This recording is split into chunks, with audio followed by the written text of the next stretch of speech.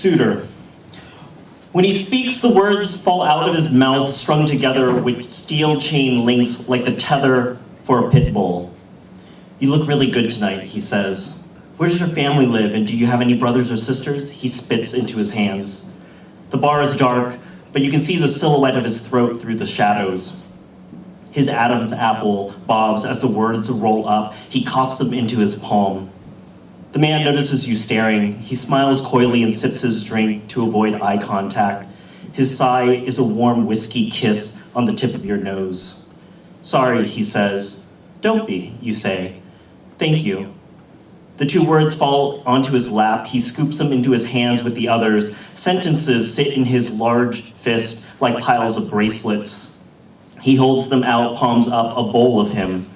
The metal reflects a dull glint from the bar's neon lights. Around you, men are chattering and ordering more beer. Through the speakers above, a voice is singing about falling in love on a Friday. It is a Tuesday night. He is unlike the other men you've been chatting with online.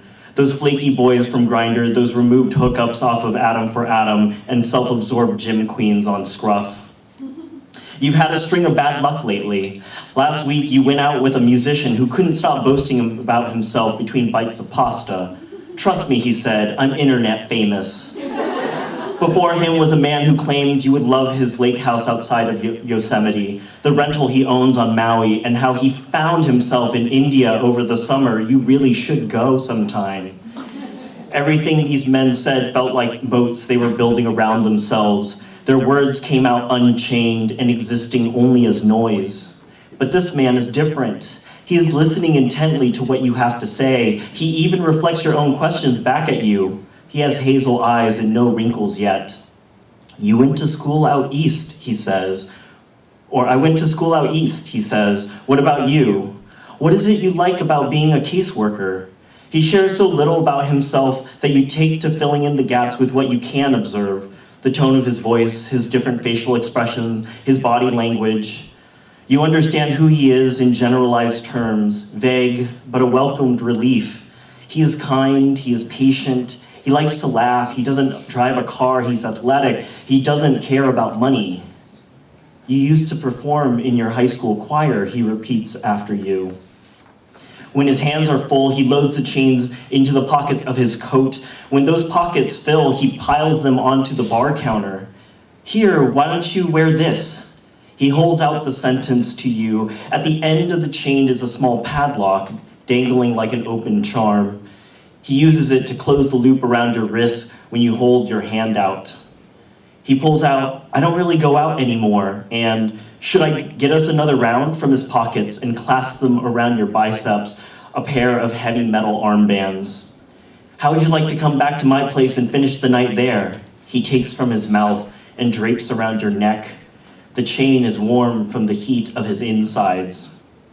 Sure, you say. You notice you are now a little dizzy, either from the drinks or his words, or possibly both.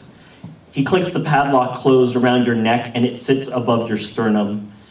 You don't own necklaces or scarves, so wearing this collar feels unfamiliar to you. It itches, but its weight is full of gravity and comfort. You feel protected, looked after. You reach up to touch the padlock and think you are the world's sexiest storage unit. Soon you are making out in a taxi headed to his neighborhood up in the hills in the center of the city. Between kisses, you rattle the chain links to make sure you are really there. You are normally shy, and going home with a man you have just met is not like you. His words jangle against your skin like rain. When you step into his apartment, his lips and hands are all over you. You both stumble towards the room between gasps for air. Street lamps beam through the windows, making bent squares of light along the hallway walls. You peel off his shirt and drop it to the floor. You wrap your arms around him. He presses the fur on his chest against yours. The image of the Wolfman bubbles up like a comic book thought of animal instinct and earthiness, wearing jeans and a pair of Converses while groping you. When he pins your wrist against the headboard above your head, act surprised, breathe out a soft gasp of excitement. Are you okay? He kisses into your mouth. You almost gag from his words slipping onto your tongue. You swallow them whole and continue kissing him further and deeper because physics dictates that you must obey the laws of momentum. playfully push back with your wrist in his hands. He says, "You are so fucking sexy, you know that? And I'm very glad we got to meet up tonight." He gathers them from his mouth and makes a matching pair of cuffs for your ankles. He adds more words, more chains, adorning you from head to toe until you feel anchored to his bed, which is where you wanted to be all night, haven't you? As he explores your body, tense your arms and thighs, appreciating how your muscles strain against his sentences. When the orgasm comes, your bodies shudder and buck. You both make guttural sounds like prayers to some primal god of thunder. If you weren't wrapped up in so much metal, you could float away right now. You would glide along the ceiling, out a cracked window, past antennas on roofs and cable wires on poles, out into an icy midnight wind that cocoons you above a city that is lit up and dreaming. "You are amazing," he says. When he finally speaks, you float back down into your body again. You are tangled in sheets and words, cuddled by a man you hardly know. You notice how heavy his head is resting on your chest. The curls of his hair tickle your cheeks. You smell of sweat and the ironed insides of a hardware store. The invitation, "Would you like to spend the night?" he asks. The invitation surprises you. You don't want to respond, so you begin to pet him instead, as if you can soothe away your newfound discomfort in this manner. The skin of his back is smooth against your palm. His neck has a small rounded mole and fine brown fuzz at the nape. "Shh," you coo, petting. "Shh. I'd like to see you again," he says. He pulls this string of words from his lips and lays it on your stomach by your navel. You can't see the chain from where you're lying head on pillow, but it's coated in saliva like a wet, fat worm.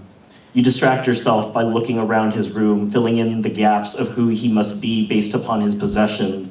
A small flat-screen TV, a bookshelf, street signs mounted on the walls, 2 antique dressers, an old framed photo of him in a Boy Scout uniform with his hand held up, his thumb pinned down by a pinky finger.